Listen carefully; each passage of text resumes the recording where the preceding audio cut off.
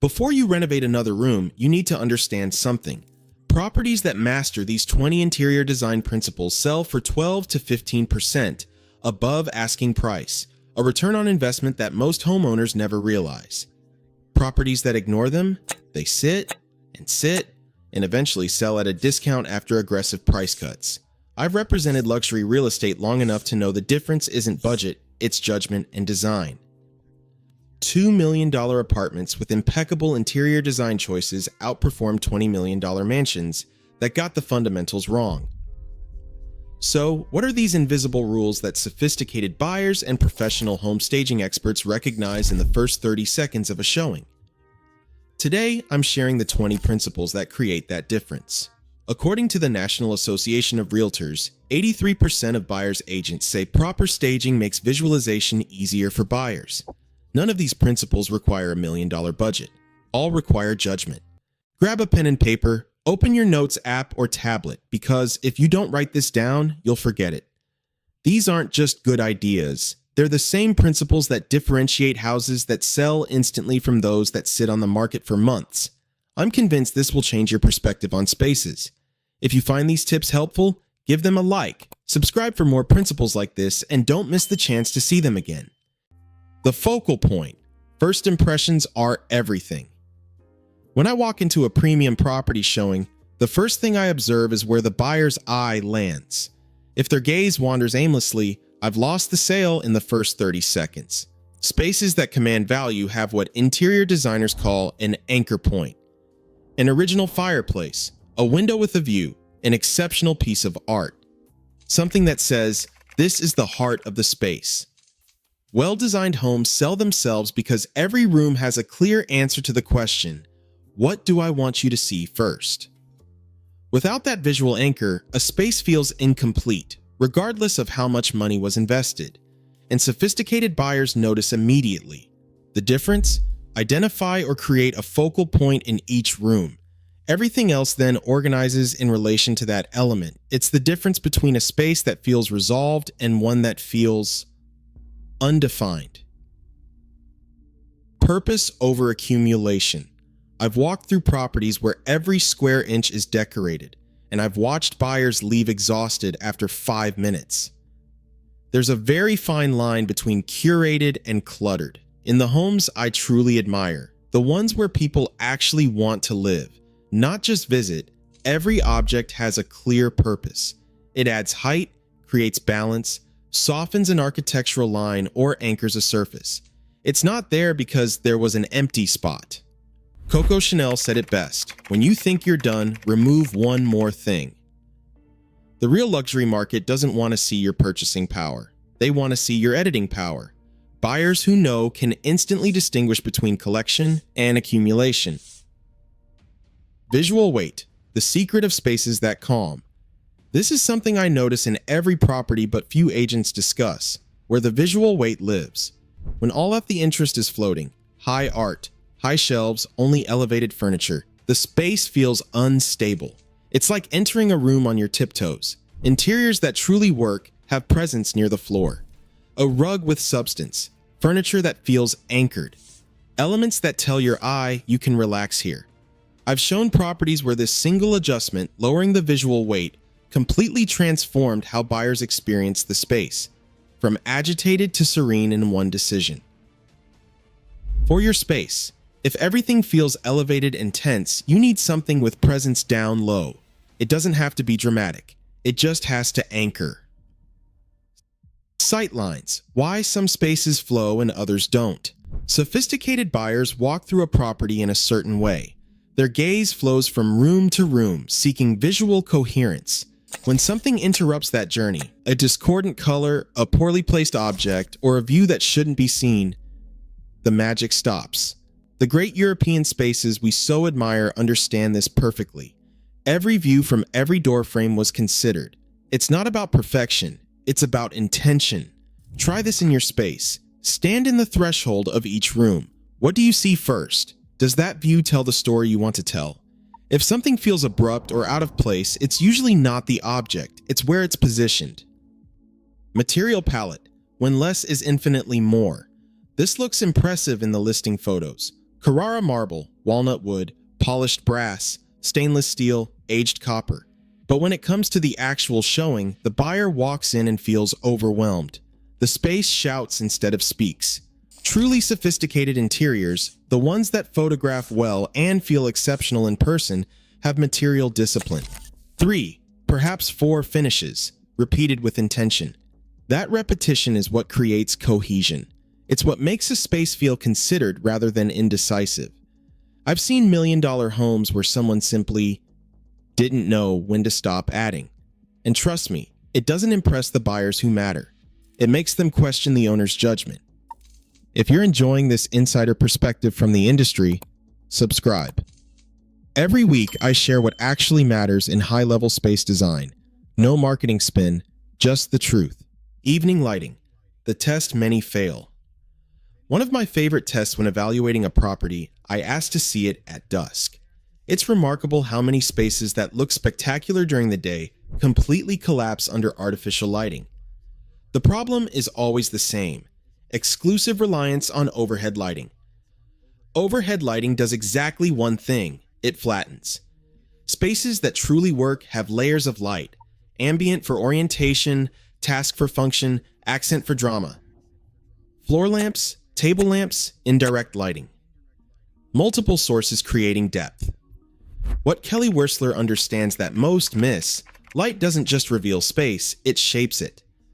When I enter a premium property that only has overhead lighting, I already know the owner doesn't understand how to truly live in a luxury space. Let me share something I see constantly. Properties where all the visual weight is grouped on one side of the room. One side is saturated with presence, dark furniture, dramatic art, heavy textures. The other side, empty. The space feels unbalanced, even if everything is high-end. Well-considered interiors distribute visual weight like a good artistic composition. Heavy and light elements in dialogue. Deliberate contrast, asymmetric balance that feels natural, not forced. This isn't decoration, it's spatial composition. And buyers who've lived in truly exceptional spaces recognize it instantly. Strategic storage, what shows and what hides. Real luxury never needs to announce itself, and that includes what you keep in view. I've noticed something in ultra-luxury properties. Owners with true refinement know exactly what deserves display and what should live behind closed doors. The zones where the eye naturally rests, such as entryways, primary sightlines, and conversation areas, are edited. Calm. Open shelving is curated like a gallery, not used as storage. There's an enormous difference between organized and serene. Sophisticated buyers seek the latter. The real estate reality: a visually tranquil space can add a significant percentage to perceived value. It's not superficial, it's spatial psychology. Texture over color, the secret of neutrals that work.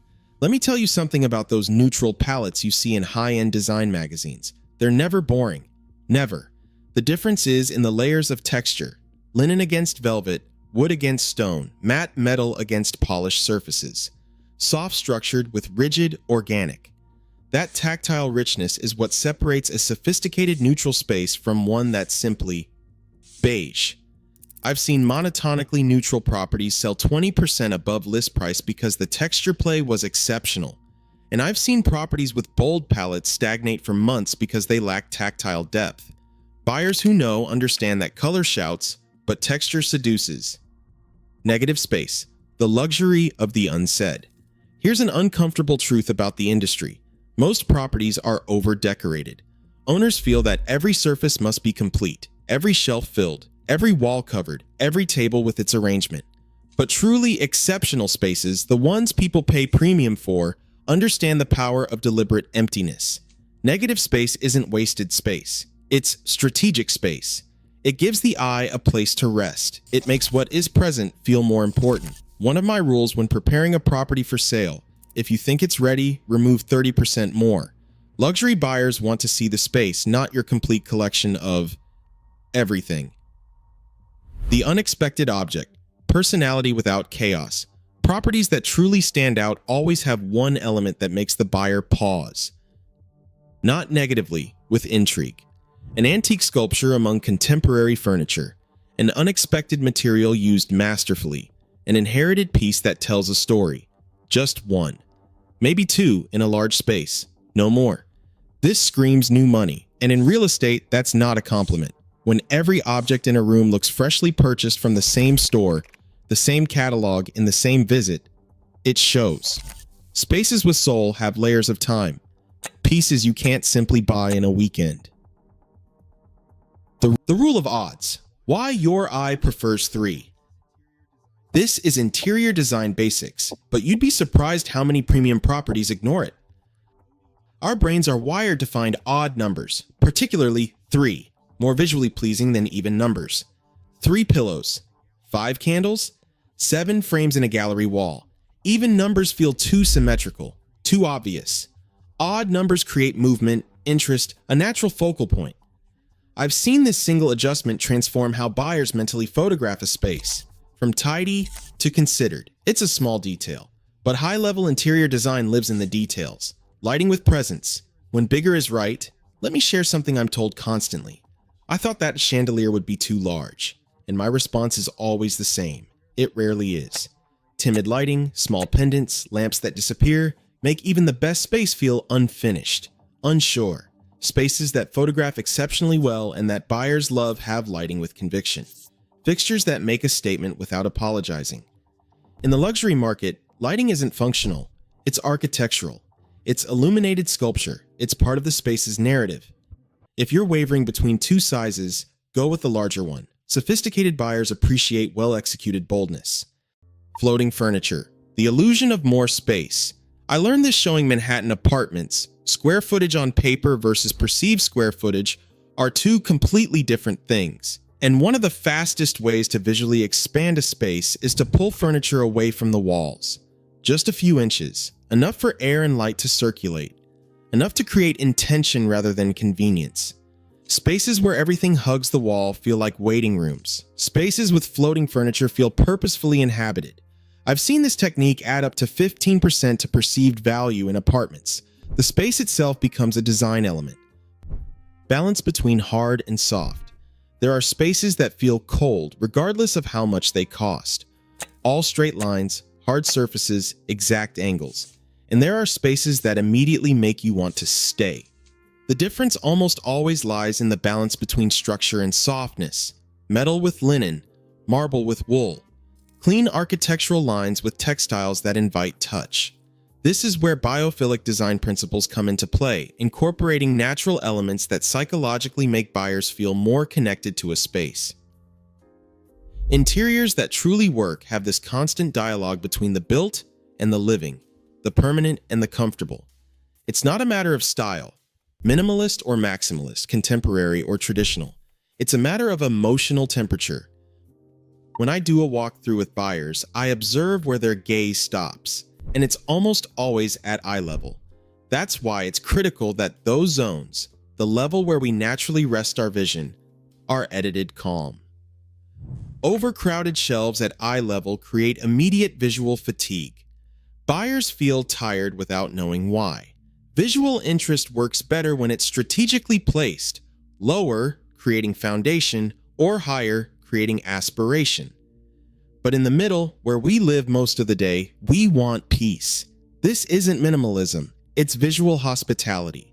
Spaces that respect this feel generous, even when they're full of things.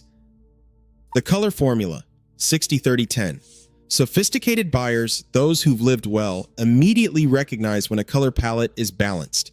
And there's a formula interior designers use that never fails. 60% your dominant color, walls, large furniture, 30% your secondary color, accent furniture, rugs, 10% your emphasis color, art, accessories, moments of drama. This distribution creates cohesion without monotony, interest without chaos.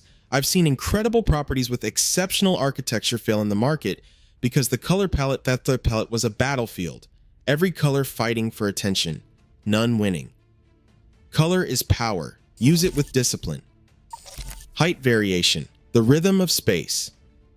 Flat spaces where everything exists at the same height feel static, like a musical note held too long. Spaces with visual rhythm have deliberate height variation. A tall lamp balances a low table. Staggered art creates movement. Plants at different levels add life. Your eye needs to travel. It needs a visual melody, not a constant note. Owners with a good eye understand this instinctively. Every surface has its own topography. Nothing is predictable. Everything is considered. Appropriate scale. Proportion is everything. Let me share a mistake I see constantly. Perfectly beautiful furniture that's completely wrong for the space. A rug too small that makes everything look disconnected. A sofa too large that makes the room feel cramped. Art too small floating on a large wall. Scale, how an object's size relates to the space and other objects, is fundamental. Buyers who truly know can enter a property and in 30 seconds identify every scale mistake. And those mistakes tell them the owner doesn't understand the space. Correct scale isn't a matter of taste, it's a matter of visual mathematics. The virtue of restraint. And finally, the most difficult principle to master, knowing when to stop. I've represented properties where clearly someone kept adding another accessory, another pillow, another layer, another thing. The result is never more interesting. It's more exhausting. Real luxury is ruthless editing. It's having the confidence to say, this is enough. It's understanding that less is executed with precision always beats more done without criteria. The spaces that sell above asking share this quality. There's an obvious moment where someone said done and had the discipline to stop there. That pause, that space between what is and what could be, is what separates interior design from decoration. Look, I've spent enough time in this industry to know something with certainty. The real value of a property isn't in its finishes. It's in the judgment applied to every decision. These 20 interior design principles aren't trends. They're fundamentals that have worked for decades and will continue working because they're based on how we actually experience space. Do you need to apply all of them? No. Not even the most exceptional spaces I've represented do. But those that understand and apply even most of them, they sell themselves at better prices, faster, to buyers who truly appreciate what they're seeing. You don't need $1 million budget to implement this. You need a trained eye and the discipline to edit ruthlessly. If this approach resonates with you, I'm here every week sharing the truth behind spaces that actually work. Not the marketing, not the trends, just what matters. Subscribe. And let's start elevating your space to where it deserves to be.